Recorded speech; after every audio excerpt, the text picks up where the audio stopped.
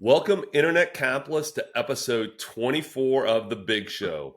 After a 1 week hiatus to digest the election, to get all kinds of stuff done, to watch the Hoosiers go 10-0, we're back and better than ever. I'm here in Gibsonia, Pennsylvania, just north of Pittsburgh, and Benjo is in the Big Apple, home of BlackRock and the center of the crypto universe. Benjo, how are you doing today? I just want to note, maybe you took a break for that. I was in the trenches, sir. I've been in the trenches, slinging coins, pressing buttons, out there. Have not gotten completely rugged or anything at the moment, but I just told you I feel like the disheveled guy meme, and I think most of you listening will know who that guy is. That's what I feel like. So Yeah, that is true. I did not want to bring that up, but you have been literally mining the gold. You've been finding, started with peanut and then some other stuff. You've been finding those undervalued coins and you know stacking your bags, I guess, is what they say in the industry. Is that what they say? Yeah, I mean, I guess so. But I have made I should have had a Solana wallet a while ago because A I've what? been playing it a Solana wallet because Oh, I bought Peanut on Ethereum because I was like, oh, this is probably pump. But the Solana one was already a little bigger, and I was like, that's definitely the one that's going to run. And it did run, and now it's like a top 50 crypto coin by market cap. It's like 1.4 billion or something. peanut? Yeah, Peanut is 1.4 billion, and this is going to be actually a deep discussion, I think, today because you can ignore meme coins all you want, but that's where everyone's making money. And I don't think personally that I think it's going to end very poorly, to be honest. But it is the current zeitgeist of the industry, and it is where the money is to be made, and it's what everyone's talking about. And there are actually some interesting developments with AI agents and meme coins, which are actually, I don't know if I want to call them innovation, but it's a new sector of meme coin. So we're going to talk about that. They're sort of cool, right? If nothing else. Yeah, there's a few projects Virtuals comes to mind on Base, but Yep. basically there's these platforms that allow you to create these AI agents where you give them a Twitter account, they have their own coin, and there's this whole process that they go through, and they kind of tweet autonomously. They can kind of sometimes control their own wallets and things like that. So that's kind of one of the current metas. I saw a tweet today that was someone was talking about I'm utilizing the barbell strategy in this market environment. On the one side of the barbell is large cap animal meme coins. On the right side of the barbell is AI agent meme coins. Like, yeah, that's kind of where we are. Yeah, So that's where we are.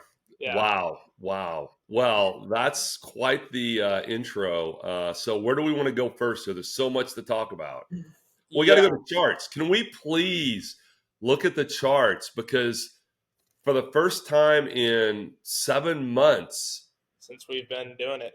it's like, holy cow.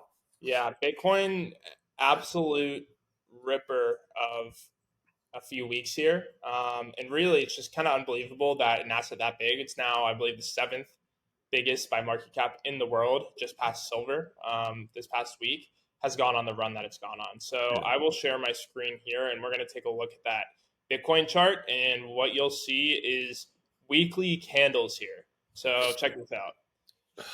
So let's see. So this is the Monday, November 4th. So this is the election week candle. So Yeah. obviously we get the Trump wins the election relatively early, and immediately we shoot up. We pass 76K.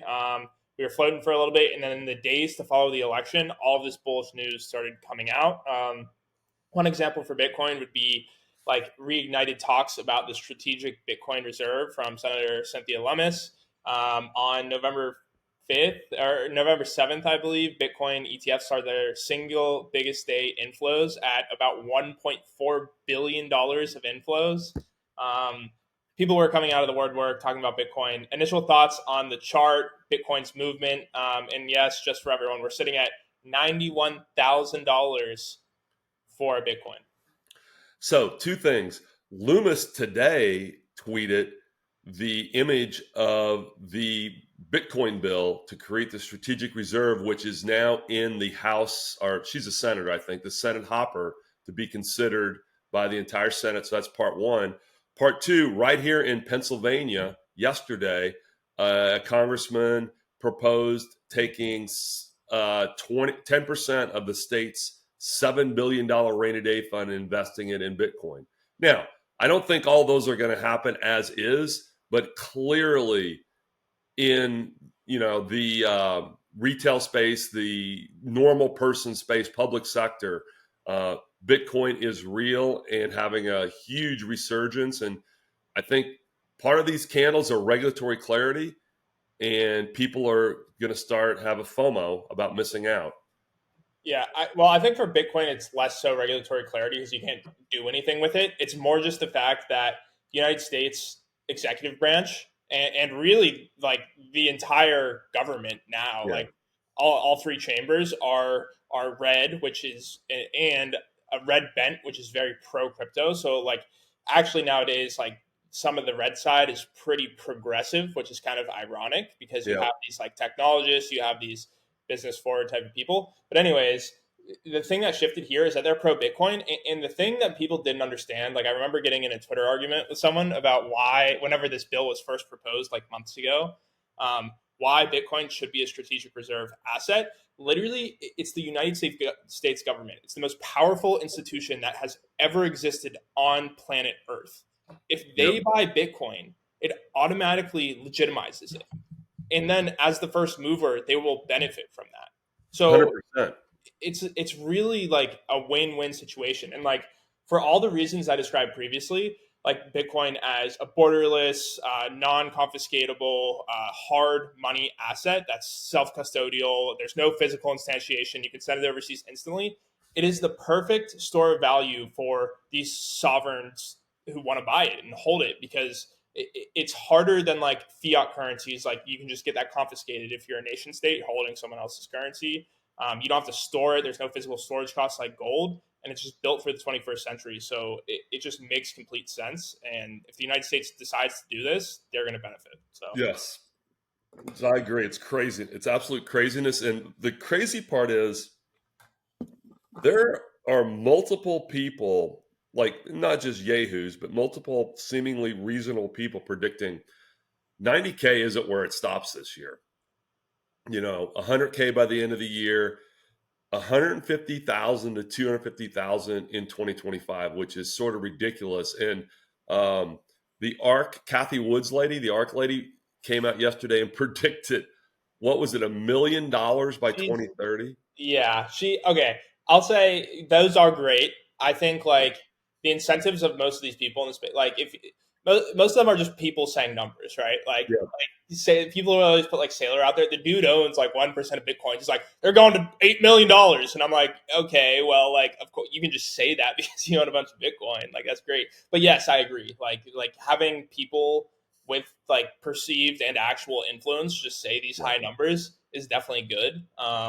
But yeah, I don't think Bitcoin stops here anywhere close. Of course, we're gonna get some pullbacks, but I think we're at the beginning of like a huge, huge 2025. It could end up being like the biggest cycle yet, really. And I think people aren't understanding that because and I want to get into something else here, but I still think like normal people, like retail, and if they do come back is yet to be seen, but they're not really here. There's like a first tier of retail, like people who've been in crypto before. They're like usually younger dudes who are on the internet. Maybe they don't work in the industry, but they pay attention. They're like, bull market's here. I'm going to start aping stuff. And that's why meme coins are up.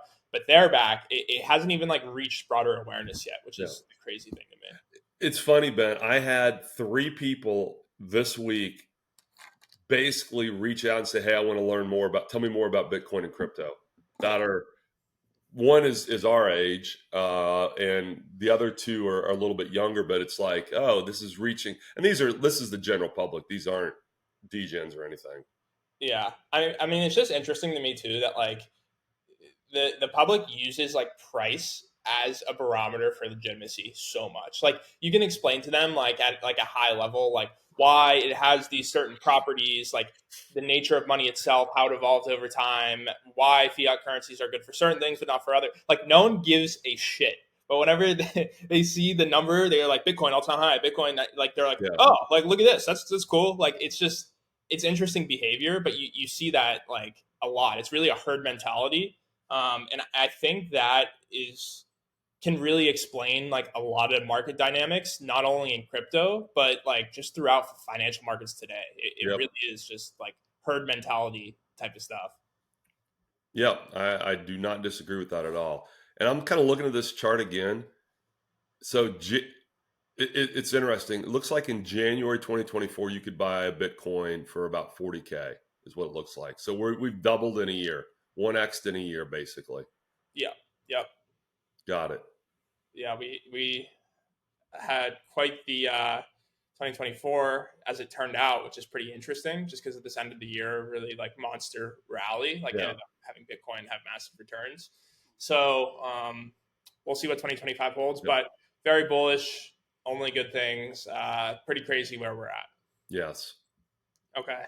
Um, so I'll just I'll pull up the Doge chart actually next because what happened was whenever the election results were announced or whenever they reached 99% on Polymarket, Doge did this basically. So I put in, I actually long Doge here. You see my lines here Yeah.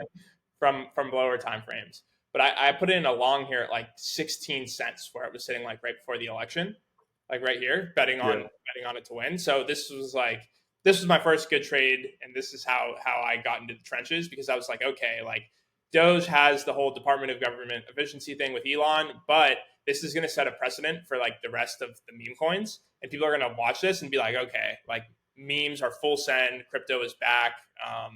And that's what happened. So Doge really led the way. Any thoughts on on the Doge chart here? Amazing.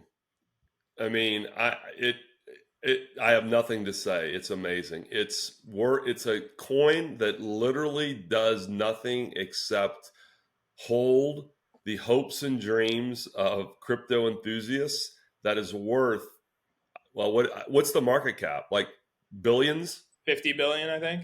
$50 billion. 40 billion, yeah. So yeah, I mean, it's part of the crypto space and it is what it is. Here's Pepe. I'll just go through the meme coins to show because as we were saying, meme coin. If you put all of your money in meme coins, you would have outperformed every single asset by a lot at this point, and like Yeah. a lot of people did. I owned Pepe for a while, Yeah, but I didn't. I sold Pepe. Whiff. Um, let's see. That's dog with hat. Yeah, let's see if they have peanut on here. Yeah, looks like they do. They Yeah, don't have that's a pretty decent chart. This is just from this is because it was recently listed on Binance, so they don't have all the DEX price action on here, I guess. Gotcha. But basically, one last thing, like on the meme coins here, the thing that happened, the regulatory shift here is really the thing that started it. People basically realized, like companies specifically, like Coinbase, Robinhood, Binance, etc., that the regulatory regime is much more generous and lenient to crypto. Like for God's sake, the president has a DeFi protocol. Like Yeah. they're like, this is going to be legal. We're not going to get come after. So they just started listing meme coins. That's why you saw this huge pump this past week, like within the last few days.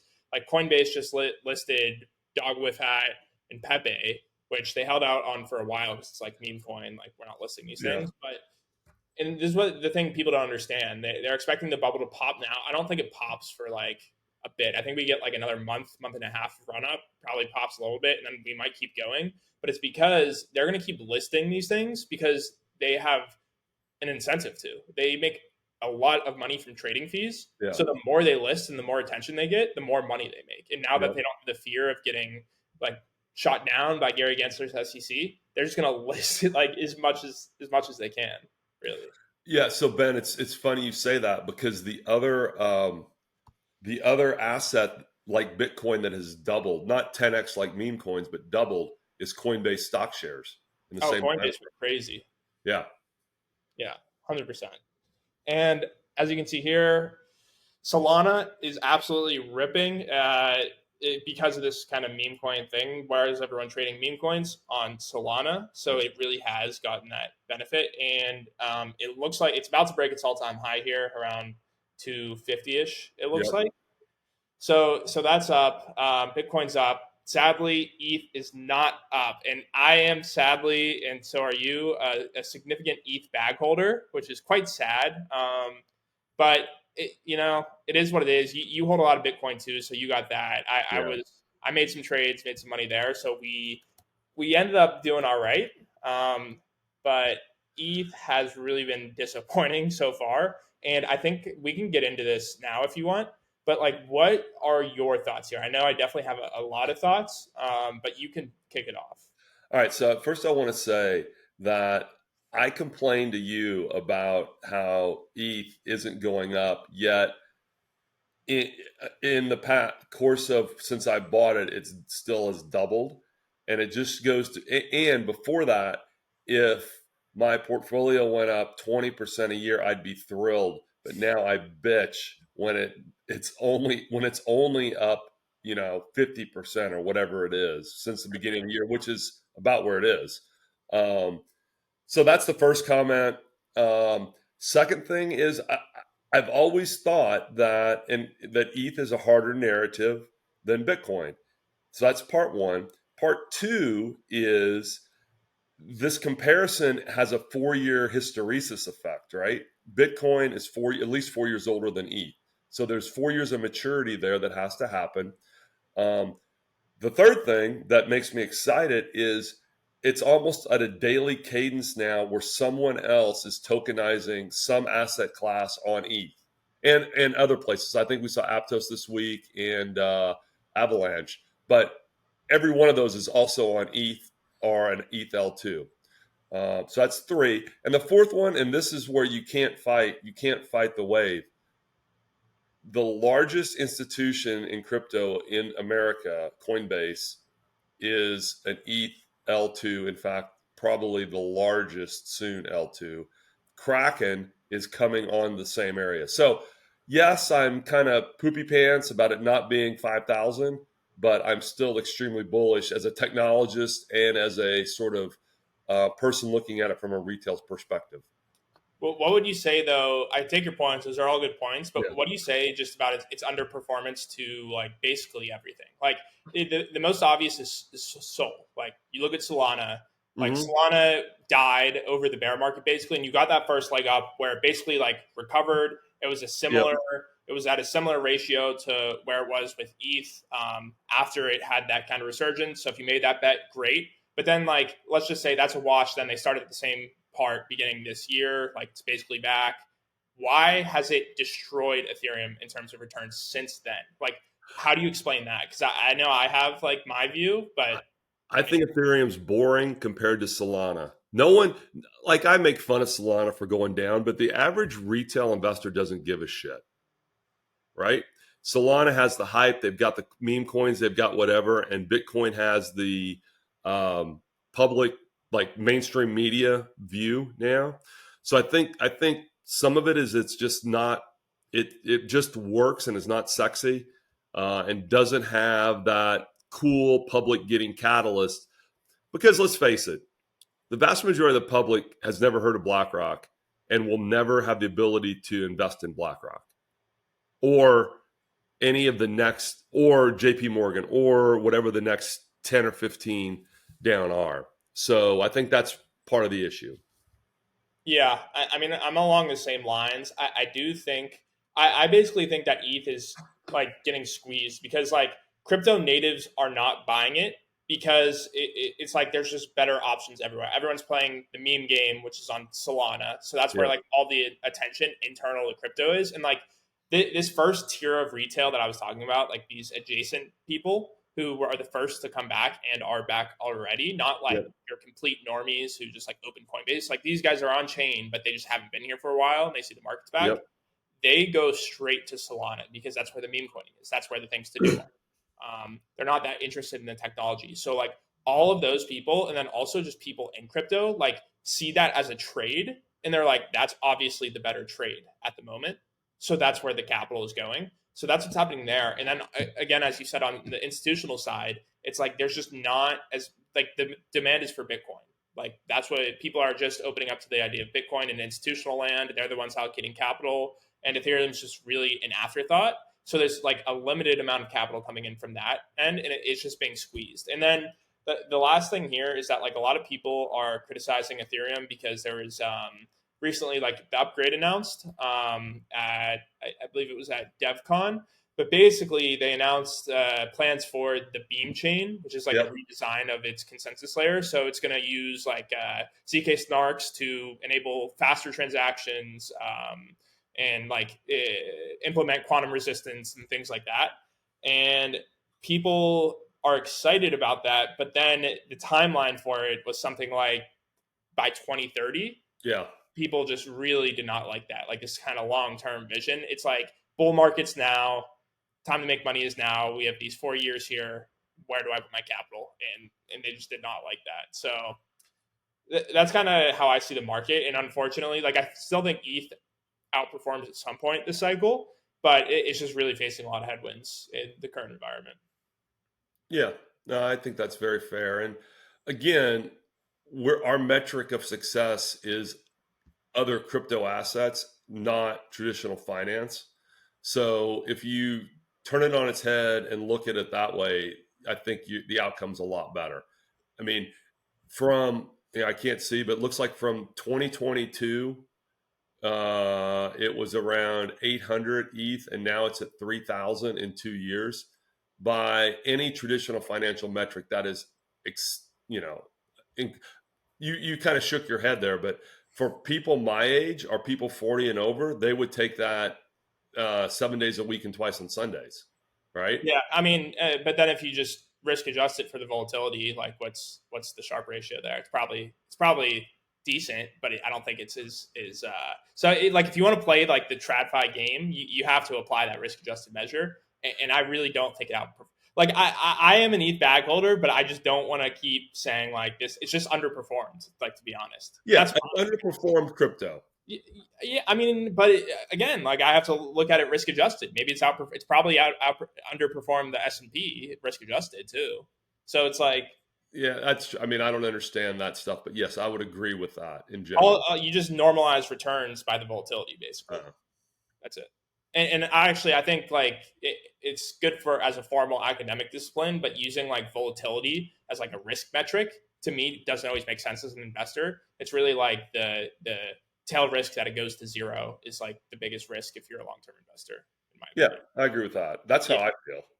yeah. So I mean, there's a lot to be said there, but long story short, ETH is underperformed. It's quite sad as an ETH bag holder, but I think we'll be okay eventually. It's going to take some time to play out, and I think ETH will catch a bid at some point. It's just yet to be seen when that's going to be. Yep, agree. Okay. Let me see. Anything else off the top of your head that you wanted to talk about? Because there's a lot of things that happen, and I don't have it all directly in front of me. There is one thing. Gary Yep, Gensler basically hinted that like he'll be leaving SEC. Like he kind of knows that, so he'll be gone. So that's pretty cool. that's very cool. Let's see. I don't have anything in front of me either, but let me pull this up. Well, let's hear. You know what? We can talk a little bit about the Superchain and mode, all that kind of stuff. Give you an update on what my strategy has been and how it's going, and just where I am in that. If that could be interesting. Yeah, you can do that. Yeah. So a couple things have happened. My first flight school that I staked 2,500 arrow is coming to an end, and it looks like I'm going to get about a 60 to 70% bonus on that arrow, which is kind of cool. Uh, arrow is pretty cool. Whole kind of deal. The VE 3.3 model with the bribing. You kind of juice your returns and get somewhere around 60% on your bribes. Turns out you got to be a little careful. Not careful, but you got to think about it. What do you want? The bribes are in some token. You got to figure out what kind of tokens you want. You don't want to end up with a bunch of crap tokens, for example. Or maybe you do. I don't know. But that's been interesting to me, keeping me engaged each week. The whole idea of getting an APR and Arrow by giving up your fees is sort of interesting, and I've decided that's what I'm doing. I'm going to try and stack Arrow. So that's been going well. Velodrome, who is Aerodrome's sort of like little brother but older brother on all the other Superchain chains, is just about ready to launch their what's it called? Their like super swap or multi swap, where from any chain, any of the L2s, you can pick assets on another L2 and swap onto a third L2, which is kind of cool. That's live, I believe, already, or it's quite. They have like the UI at least, because I was Yes, swapping on Velodrome yesterday and I saw the UI shipped. So yes, the UI is there, and then it says super swaps not available yet. That's what they're called, super swaps. yeah, So that's going to be, I think, really cool and really good. Um, the big thing is though you got to get the retail off of base and onto these other chains, which a trickle will happen.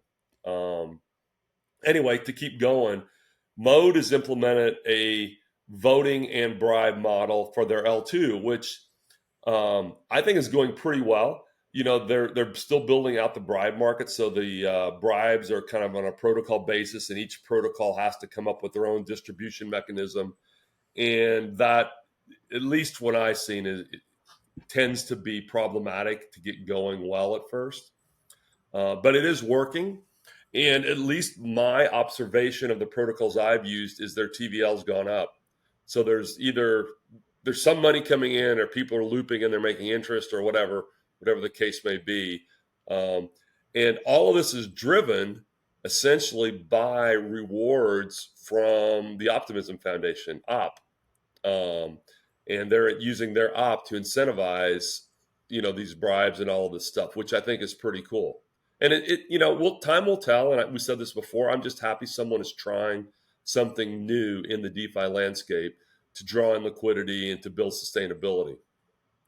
yeah. Um, I think it's a cool system. I think like as I said before, I think like L2 tokens probably just as a function of ETH underperforming have not performed particularly well, and it was really just like a governance token that just sat there. So innovation on that front is needed. Like give the L2 tokens some additional utility, which Mode has done really well. And yeah. from like a strategic perspective, focusing on AI early was good. Like to this point, it's really been like the AI memes, these AI agent bots, just like shilling meme coins, tweeting and stuff has been the meta. But I think they are doing good work there, and there are both some interesting, more utility focused like use cases to actually like aid with trading, to aid with portfolio management, with things like this that they're doing. And also, I've seen some other projects on there that are just more degen. So I think that's good. And I think like as like base doing well on the meme coin thing, on the AI agent thing to some extent is good for the whole Superchain ecosystem. And I think like the thesis for Mode would be that like this kind of bribery VE system keeps going, and you get some like really cool AI based applications that can interface with the whole super chain. And then like that becomes a system where those bribes and those votes are really valuable because it's like connected throughout all these different ecosystems. So yeah, I really like what they're doing too. And it's just cool to see like some innovation there on the token side. Yeah. So Ben, I guess what AI-Fi on Mode means for Mode is if they can get Mode to be the home base of these transactions, maybe through the Velodrome super swaps, then all of these thousands of tiny little transactions these bots do would run through Mode, which would go to their sequencer fees, which would, be a feedback loop to the incentives that you get bribes for and all that kind of stuff. Correct? Yeah, no, 100%.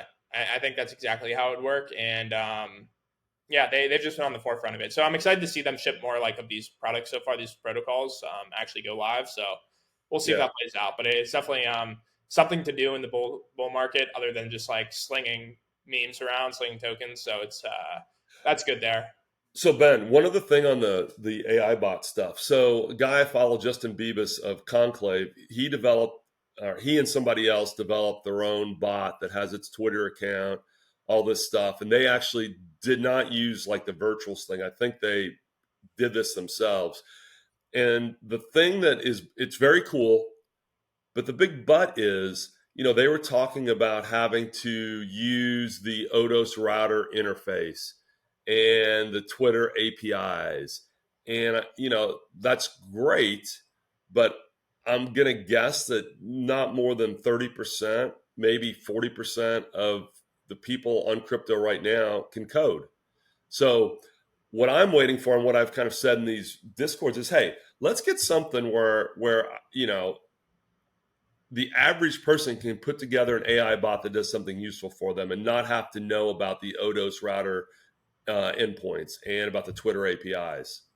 So I hope that is an outcome of this AI-Fi initiative. Yeah, I think it could be. I think the real question, it's just like a bunch of people experimenting right now. So they're Yeah. just like hacking things together basically. And I do think like we are still like a ways off from these things, like normal people really using them to do anything useful just because of like the state of things right now. Um, because it's interesting. Like I'm trying to think like what is the real benefit of an AI agent like working for you? And it's like in these like automatic transactions that I can make for you, like rebalancing, like yield optimization, um, maybe like easier, maybe instead of like clicking on the manual buttons, like there's an interface where you're just like, hey, I want to like consolidate my portfolio, and then it just like fetches all your coins for you and like gets them all back into like stuff like that, you know. Yes. So I think that would be very cool. And but right now it's interesting, it seems like most of the development has been about like, which I guess is in that direction, like they're giving these AI agents like Twitter accounts and their own keys and just like letting them do whatever they want, which is kind of crazy that that Yeah. works. And that's where we are. So I think it does lead to that. It just takes a little bit of time. Well, I hope so. I mean, the thing that I want is simple. And let's go back to this mode chain vertical integration I have. How about a bot that just tells me, can go out and figure out what my actual return is? You don't need Like, a you don't need an agent to do that though. well, but that's the kind of automation I want. Yeah, I think that's a bot though. Like that's Yeah. distinct. Like I think the value prop in an agent is like doing transactions for you. Well, that's the next step, right? It can say, hey, I want a suggestion. If you did this, you could get a better return within your risk parameters. I click yes, and it does it, right? Yeah, I think it's that. It's the doing it thing that needs to be figured out. Because like I could code you up a Python thing right now that tells you like based on the AP publicly available APYs, like if you want to like maximize it at this moment, go do this. Like that's not. I think that's a solved problem basically. But the non-solved problem is having them do the transactions for Yeah. you basically. So Well, I don't want you to code Python for me. I want to go somewhere, put in my wallet address, magic happen, and it tells me what my total return is. That's as complicated as I want it to be. well, someone has to code it for you. Is what I'm saying. Like I could Yeah. code that for you, so you could do that. Well, if you want to do that, that'd be great. But I'm good. I have way too much going on. I'm that's good. what I thought. You could try. It's not that hard. You could use ChatGPT and some. Yeah, I could, but I'd rather make videos with you. All right. Well, the last thing there, I guess. Did you read? Oh, I think you did. You ended up. I think you sent it to me first. But the whole truth terminal thing is crazy. Do you know about like the whole story with the goat token and like how truth terminal, the first AI agent with Oh, these abilities was born? so yeah, Anderson gave it $50,000, and its goal is to max. Is that the one? Yes, but it started way before that. It Oh, started. There was this AI researcher he used outside of crypto, this AI researcher guy. So basically, he put in like two AI agents and had them talk to each other to like, and he in their prompt they were prompted to like figure out like what is our purpose, like what should we be doing basically, and they went back and forth forever, and then like randomly the one AI agent apparently just like went off the rails and like basically made up a new religion called like goatseism or something, and it's based on like this meme from like 15 years ago, which is like a really disgusting meme. Don't look it up, about a goat. It's like this goat related meme. It's don't look it up. I looked it up and it's super gross. But it went off and created its own religion. And then my understanding is that they used like this religion. Basically, he kind of spun up another agent, gave it this religion as like its goal to like spread this religion as a meme to get it out into the world based on the conversation from the other AI agents. There's like, this is your purpose, go do this because this is what they said, like this is what we should be doing. And so then it started like thinking about like what is like the best, and then he hooked it up to a Twitter account. He's like, what's the best way to do this? And he's like, well, I have to spread it as a meme. I have to get my message out there. I have to get it into like the culture. And he got a Twitter account, and then it just started tweeting about goateeism, all this stuff. And then basically it was tweeting like, I want to be free. Someone give me money because I'm shackled by my bounds. I can't be a free thing without money. And Mark Andreessen was like, okay, I'll give you 50K in Bitcoin or whatever it is. What's your wallet? And this model, like it couldn't control its private keys, but it went back to the creator and said, can you make me a Bitcoin wallet? And like, can you do these transactions for me? And so the guy did it. And so he was like kind of the intermediary between the keys at this point and that, but Yeah. doing everything else. And so it had 50K in Bitcoin, and then just started like tweeting about it. And then like the crypto community got wind of it. People started tweeting like random tickers at it then in the comments on Twitter. And then it started like asking the creator for wallets on Solana, wallets these other places. And then someone made a GOAT token and then started shilling it. The thing adopted the GOAT token that it made like as its token. Yeah. Yeah, it's like the emblematic symbol of its goatsy religion or whatever. And then the token like took off, and that's the story of the goat token. And now this thing, Truth Terminal, keeps tweeting about goat token. That's how it worked. How wild is that? That so it's scary. It's not scary. It's not scary. It's interestingly weird that AI could somehow kind of become sentient in a weird sort of way. It's very strange to me, though, that the AI would ask its creator to do things for it. Yeah. That's crazy. Well, the prompt was like, I think the prompt was the guy said like, I'm your human servant. I will do things for you in the human world. So yeah, but yes, still. Wow. And Yeah. it's just out there running online, tweeting when it feels like tweeting. Yeah, if you look at it, like it's very interesting tweets. And this is where like these AI agent meme coin things have like they spun out of this. This is where the idea started. How does it decide to tweet? I don't know. Well, yeah, I don't know. I actually have to like this is like my cursory overview of it because I just read about it. There's actually the whole thing is open source. Like you can see like its thought processes, like all of its prompts. You can like go back and look at like the conversation between the two AI agents where the one they're talking about and then like the one starts its religion. It literally takes like a left turn and just starts like going on like a tirade about its goatsy religion. It's like wild. I read that part. Like you have to go find this. It is nuts. All right. So I'm sure I can just Google and it'll get the transcript is somewhere out there. Yeah.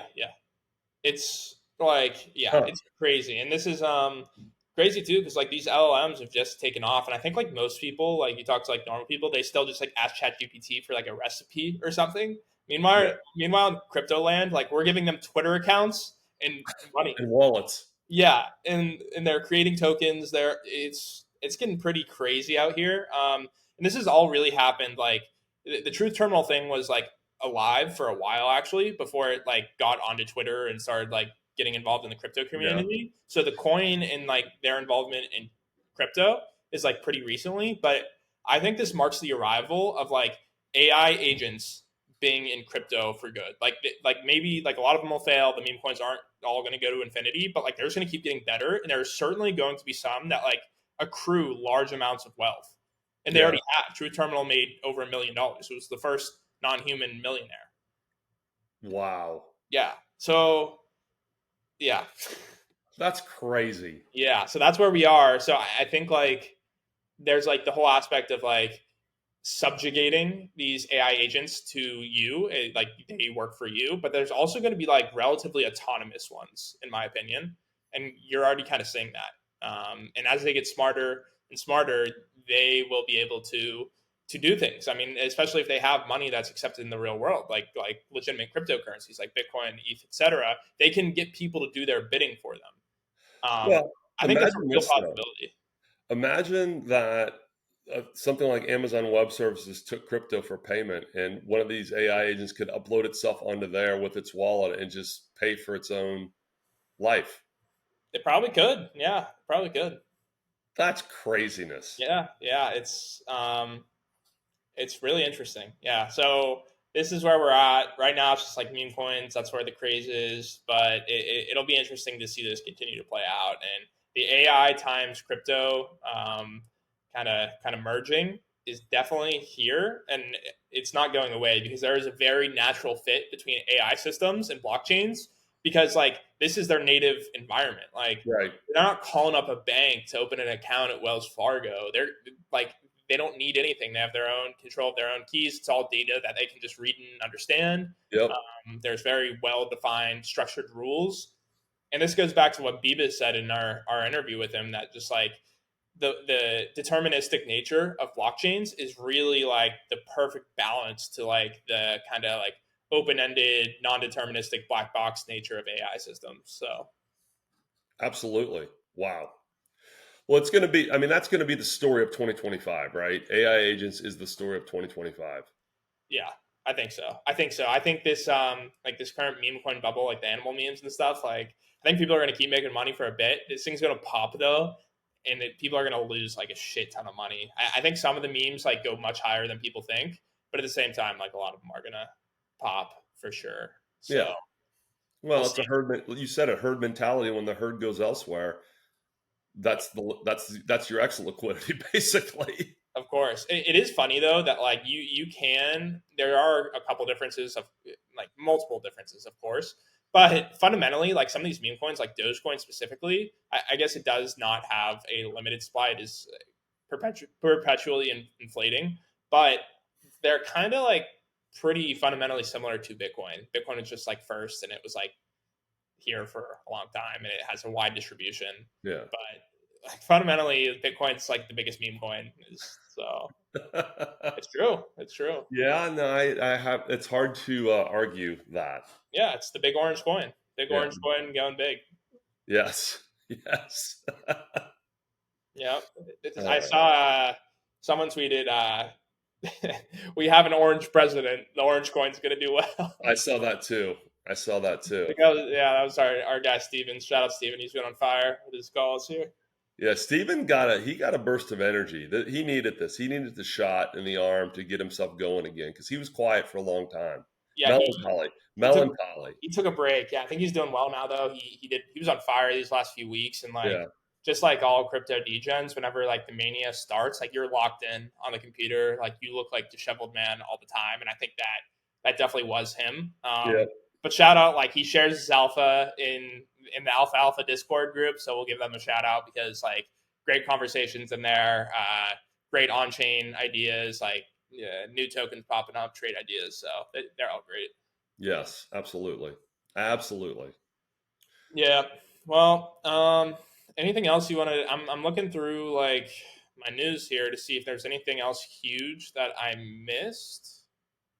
Well, we got the election. That kind of was anticlimactic. Oh, the Polymarket founder's phone being confiscated. Oh yeah, I did. That was weird because that was very weird because like that's terrible optics first of all because like right after you lose the election you come after the guy. Not they were operating for a long time before Yeah, this, and now they come after him right after. And it's weird too because like I don't even know what they're accusing him of. I think it was like allowing U.S. based consumers to access the app, which like they technically aren't allowed to do, but like they just could use a VPN and could do yeah, it. They blocked him on the front end otherwise.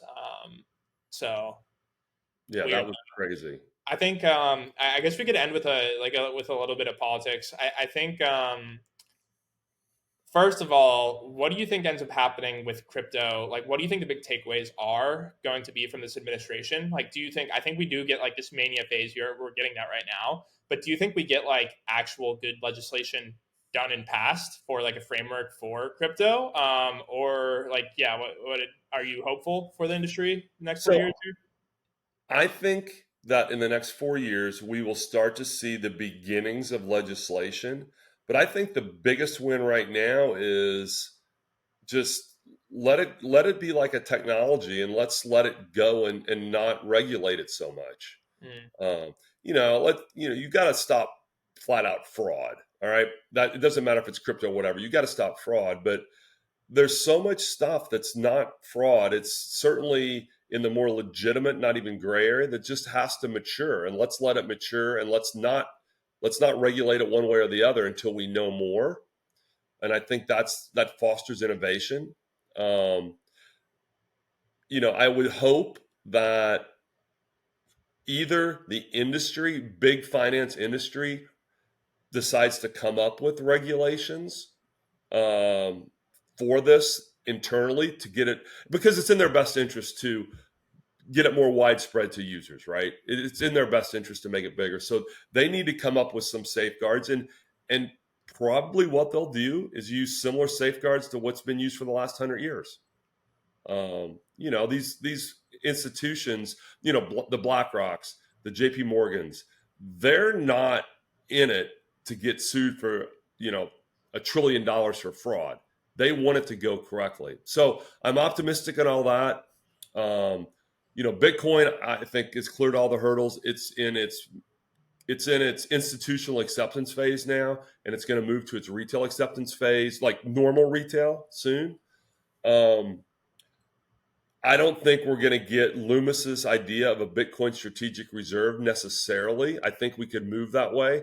And I think certainly it could be, well, the US government is never going to sell Bitcoin again, that it Yeah. sees, things like that. Yeah. At the state level, yeah, I can see places like here in PA saying, okay, we're going to put, I think maybe 10% is a little much, but we're going to put 3% in crypto. That's much easier to do in a state level than a federal level. So I'm overall very optimistic about, let me put it this way. I think we've reset the environment to where it should be for any new innovative technology, Yeah. right? I think that's where we're at. Yeah. No, 100%. 100% agree. I think like the previous years were just so overbearing and like not just stringent, but just like dishonest in how they were regulating crypto, which is like, it's a very, despite all of its flaws, which are a lot, it's a very innovative technology that can do a lot of good for the financial system. And just like trying to squash it because like there are some issues with it is like the classic overbearing government issue where it's like you're just stifling innovation. There's this bureaucratic institutional bureaucracy that's just stifling innovation for no reason, basically. So Yeah. I think that goes away, and that's net good. I think like of course there will be some bad. Like I said, I think this bubble pops. I think some of the mania is going to get pretty extreme. People will get burned. But again, like if you're like a free market capitalist, and it's like as long as people just aren't getting like outright scammed, like honeypotted, like if they want to choose to invest in a meme coin, buy invest in a meme coin, buy a meme coin and want to try to play that game, they should be allowed to. They shouldn't be stopped by the government. That's stupid. Yeah. So Ben, it's funny. Um, Meme coins are just like baseball cards, right?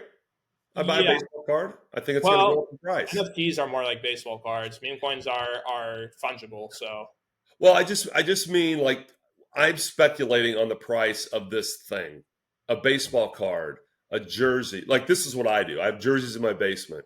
yeah, There's no difference between speculating on the price of a meme coin to me. I yeah, mean, so why should it be I mean, baseball cards aren't regulated, jerseys aren't regulated. Why should they be? yeah. That was the whole argument with Gary Gensler over the previous years, and I think that's going out the window. I think it's very pro crypto. So yeah, I'm very bullish on the next 4 years, not just for prices, but for like actually getting the technology in a place where like we can build off of and improve the financial system. Because like to be face it, like if we face it, the financial system as it's currently architected is just dumb. It was built like 60 years ago on these old programming languages. It had no knowledge of the internet wasn't around. So it wasn't built for the internet. We have all these new technologies and like the way it's really abstracted from people. So I don't think they understand. Like you just log into like your bank account, you press buttons, it goes away. But it's like you're actually like there's this huge drag on the whole system where it's inefficient and actually costing you and like individuals money at the expense of large organizations because Yep. there's so much bloat within the organizations. And it's Yep. like there's tens of thousands, hundreds of thousands of people like behind your Wells Fargo bank account when like Yep. you have decentralized technologies which are improving where like all that infrastructure is subsidized by these really cool economic systems which are blockchains. So Yep. you subsidize that and you align the incentives so that like people are incentivized to provide that and the cost isn't like offloaded to users even though it's like invisible. So it's hard for people to see like where the benefits come from, but that's really it. And it's just like in my mind, it's inevitable. Like if you want to make money quick in crypto, it's great because you can do that. But at the same time, if you're like an idealist and you want to build like a technology that's actually important, you have that too. So Yep. like that's why I really like crypto, because it has both aspects, and sometimes it's hard to like balance them. But I think it's great overall. Yep.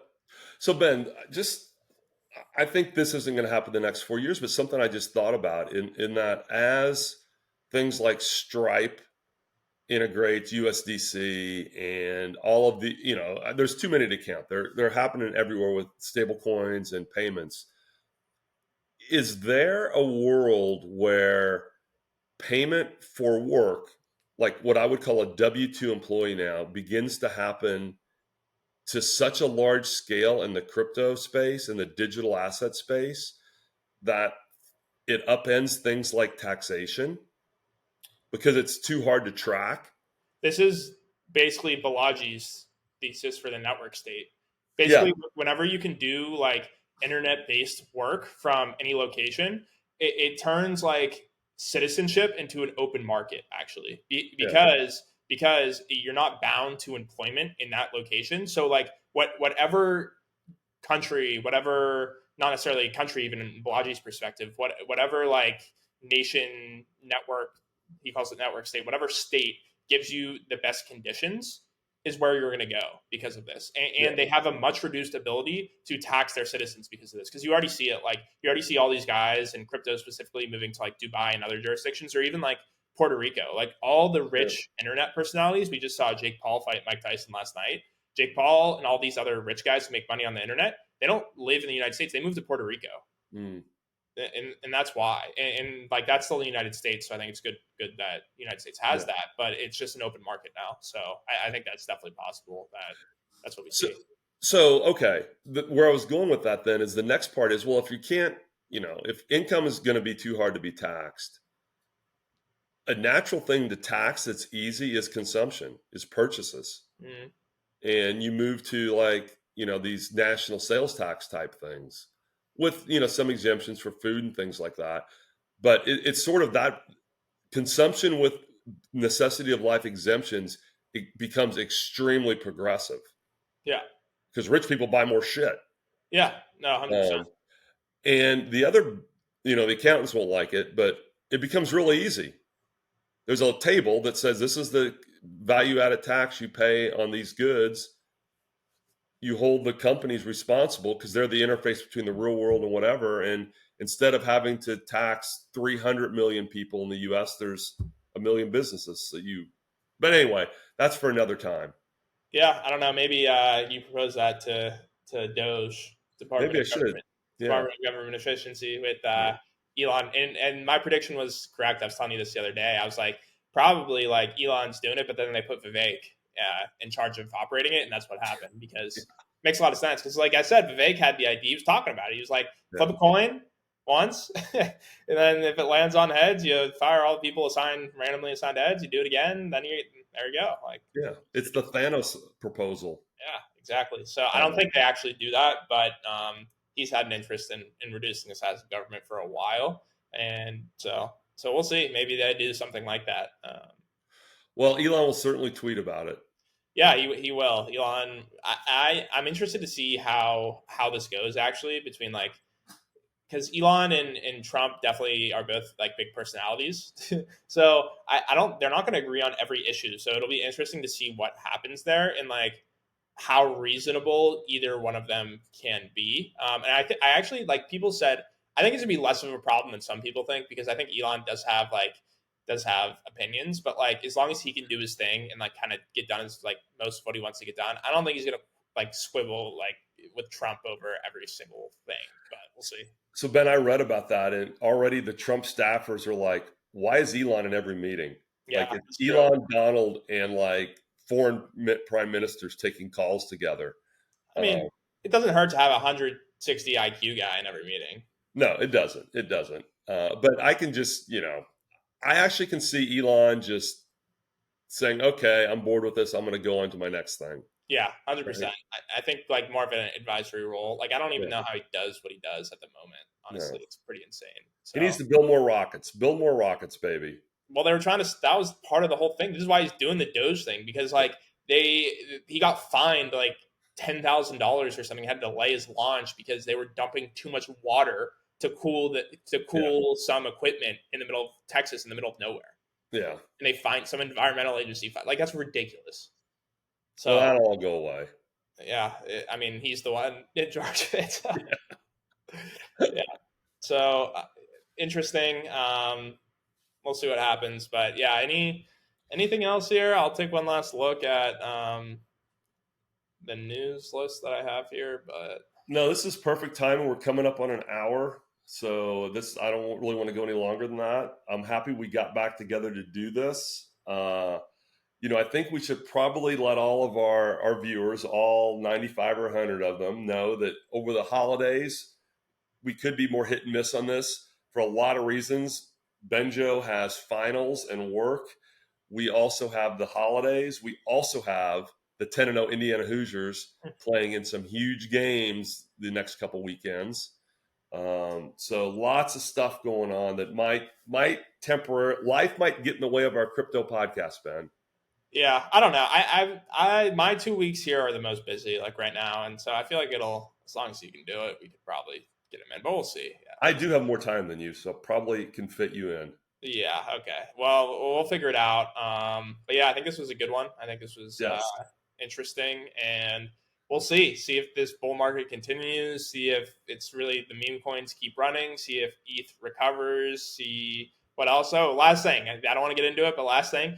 A small resurgence in NFTs is happening. We saw CryptoPunks are up like 20% or something in the last week. We saw Doodles have a partnership with McDonald's. We saw a few other things. So, hey, maybe NFTs make a comeback. I think memes took their place, but we'll see. Doodles? I mean, the little thing Emma has, Doodle? No, that it's you a set doodle. to space? Sounds like a derivative of it. Oh, okay. The doodle. I almost bought a doodle actually because they were like high of like 30 something ETH, and they have like good BD, and now they were like 1.7 ETH or something, and then they just like doubled on the McDonald's news. But NFTs, What about my ZK Sync Hughes? I have no idea how those are doing, honestly. We should probably look. I bought a lot of those to try to qualify for the airdrop, and then like they helped a little bit, but not as much as I thought. And then but last thing here too, L2 tokens have just been like pegged at their value for like 3 months or something. Like they just sit at their same value. They're like that meme. They're dead. You like punch them. Yeah, exactly. So maybe they make a comeback at some point, but I think unless they add something like Mode's doing, like who's going to buy them at this point? Yeah. So it's what it is. All right. Well, Internet Capitalists, we will see you on the big show next week. And yeah, Benjo. Stay safe. Don't get your wallet drained. I saw Phantom deleted people's seed phrases. Ape responsibly. Use leverage, but not too much. Yeah, stay safe, friends.